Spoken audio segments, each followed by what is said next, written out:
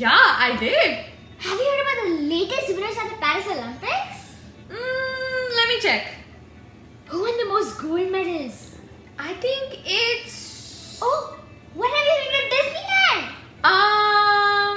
Oh, and did I tell you there's my favorite chocolate in the fridge? Slow down, Niyati. How about instead of focusing on the outside world, you switch gears and look inward from portrait mode to yogic selfie mode? Let's talk about Svadhyaya, the fourth Niyama in yoga. Svadhyaya? What's that? Svadhyaya is a compound Sanskrit term that can be understood in two ways. Svadhyaya comes from swa, meaning self, and adhyaya, meaning a chapter or a book. So Svadhyaya literally translates to one's own book. So it means understanding our own chapter in the book of life. Exactly, but there's more. Svadhyaya can also be understood as swa plus dhyaya, where dhyaya means to contemplate. The root of adhyaya and dhyaya is dhye, which means meditate, contemplate, or think of. So Svadhyaya can also mean flow of mental processes towards self or studying one's own self. So when I study Upanishad or read books like Bhagavad Gita and I introspect, is that Svadhyaya? Not really, Niyati. There are some misconceptions about Svadhyaya. Studying or reading books alone isn't Svadhyaya. It only transforms into Svadhyaya when it enters our consciousness and we apply it to every moment of our lives. Huh? Arey, Niyati, do you remember the story of the young boy named Nachiketa who genuinely wanted to understand and know himself? It's a perfect example of Svadhyaya. Yes, Didi. It's the one Nachiketa and Yama, the Lord of Death, from the Kathopanishad. But I'd love to hear the story from you again. That's what we do at the Sanskrit Tree. We love telling stories to make complex topics simpler to understand. And reach us, the Sanskrit Tree sisters, by subscribing, liking, and sharing our videos. Nachiketa's father, sage Vajashravas, once conducted a grand ceremony to attain heaven. However, he gave away cows that were lean and old. Saddened by the lack of generosity in his father, Nachiketa repeatedly asked, What do you give me to, Father? Irritated, his father muttered, I will give you to the god of death. Taking his father's words seriously, Nachiketa went to Yama's palace and waited for 3 days, fasting and praying.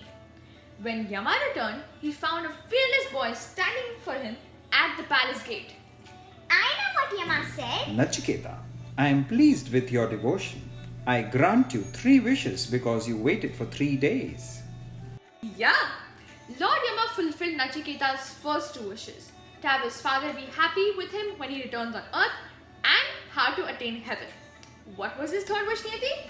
Nachiketa demanded, Explain to me what happens to a man after he dies. Exactly. And after hearing this, Yama was taken aback. He said, It's a very difficult question. Ask for anything else. A pot of gold, many elephants, palaces, a long life. Nachiketa insisted. Oh, I don't want any of these things. Please share the mysteries of life and death with me. After understanding Nachiketa's keen determination, Yama told this fearless boy the truth of death. The soul continues to exist and the body dies and decays. He used the analogy of a chariot. The soul is the rider, the body is the chariot, intelligence is the charioteer, and the thoughts and feelings are the reins. The 5 senses, sight, hearing, smell, taste, and touch, are like the 5 horses that draw the chariot. The world around are like the pastures these horses graze. Then, Lord Yama taught this 5-year-old Nachiketa the importance of yoga. By practicing yoga, you can bring your senses into control, just like the charioteer brings his horses into control. Then you can see the soul and understand yourself. Nachiketa learned well what Yama taught. He made a deep effort to understand his true nature and thereby became a wise and perfect man. Wow! A 5-year-old boy with that kind of determination who didn't fall for a pot of gold or his visit to Disneyland or a long life. He genuinely wanted to understand himself. Yes, Maharishi Patanjali in Yoga Sutra describes Svadhyaya as Svadhyayat Svadhyayat Ishtadevata Ishtadevata Samprayogaha, Samprayogaha. suggesting that through self-analysis we connect with our personal deity or divine aspect.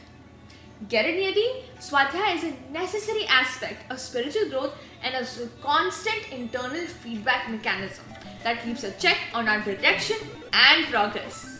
Yes, Didi, it's like a spiritual GPS showing us where we are and where we need to go. We are fortunate to learn from our guru, Dr. Sir. He's a yogic GPS, guru positioning system, guiding us on the Svadhyaya journey. Exactly.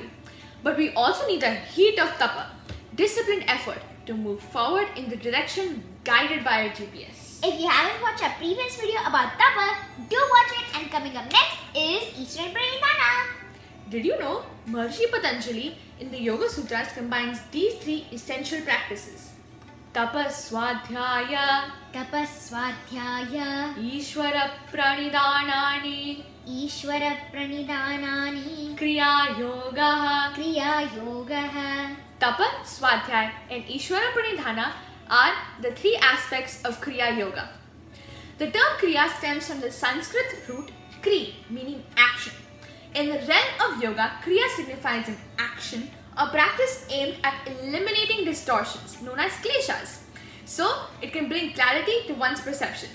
This practice is fundamentally about purification and enhancing our own mindfulness.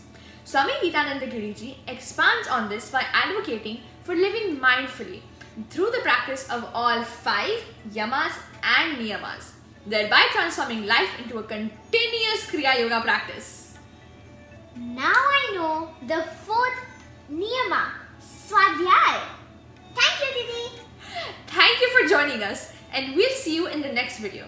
Support us at the Sanskrit Tree by subscribing, liking and sharing our videos. And don't forget to click the bell icon so you're the first one that get notified when we upload new videos. Om